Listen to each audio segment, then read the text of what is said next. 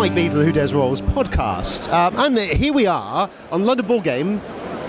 I've got the London Board Games Company, yeah. The London Board Games Company. London Board Games Company. Yeah, the dice. There we go. They have a dice which was sculpted just before the show, I believe. It took me longer than I thought it was going to, but well worth it. It's definitely attracting a few heads. I'm Mark Pearson. Hello, Mark. I'm one of the trio of the London Board Games Company. We are a family trio based in London. We are aspiring designers, board games lovers, sports fans, as you may be able to tell. We have been keeping this under wraps for about 3 years. It's been in development for about maybe three and a half years, and it's been just a labour of love. So this is the football game. It is the football game. Now you're in trouble here, okay, because I have the sporting ability of a slightly dead stoat. So you've got some work to do here now, Mark. Well, we certainly understand that there are a couple of football games about, but we had a good look at the market, and what we found was that there's no game out there that we found that really captures that lovely sort of emergent narrative, the fan experience of football. The highs and the lows, the jumping up and down, whooping and hollering, followed by the head and hands on the table. Why can't we play like this every week? Cool. And so the problem we found was that a lot of football games focus on the matches. Football. Yeah.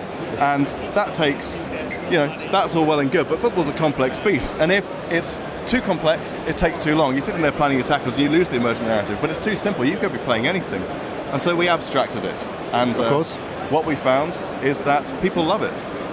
Which is always good. So yeah. is it a management game, or is it just purely you're based on a match, but there's more of that, just the whole the feel of the match going on, everything involved? It's a management game. You take control of a club and you manage a club over the course of an entire season. You do an entire season in just over an hour. Excellent. which is pretty good. It is. Yeah, it's a wonderful experience. And then people get the kind of the narrative of they build their team up from the bottom to the top, or they build their team in a way that keeps their fans happy.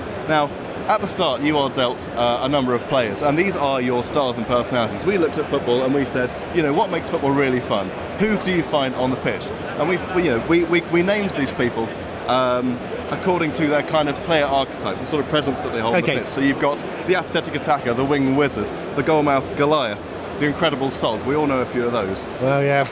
And what these players are assigned an ability, and as you roll the dice, everybody is engaged because the match dice simulate the matches, and this affects everybody around the table. So everybody is constantly going, "What's you doing? What am I doing?" You're not waiting for your turn. Everybody's always throwing cards in to try and maximise your potential benefits. Cool. It sounds fascinating. I mean, even I don't do the ball of foot. It's lost on me. However, I like games, and you've got dice in there, you've got cards. It sounds just like a fascinating thing anyway. So even somebody who isn't into that, there's still a game there. At the end of the day, it's still a decent game they can get into. Well, absolutely. The themes adds. If you're into the theme, you're going to get a hell of a lot more out of it. Well, exactly. That was exactly our experience of it. I am, say, less of a football fan than perhaps my counterparts Simon and Joe are. But I love a game that drives an emergent narrative, that has that replayability of it's different every time, and where you build a story. And as you know, and as your audience will know, you don't have to like the concept of a game, the theme of a game to enjoy the game. If the mechanics are good enough, they will speak for themselves and you will enjoy it. Indeed. Baseball highlights last year, for example, did exceptionally well. Ticket to Ride, you don't need to know a thing about trains. It's a great game. No.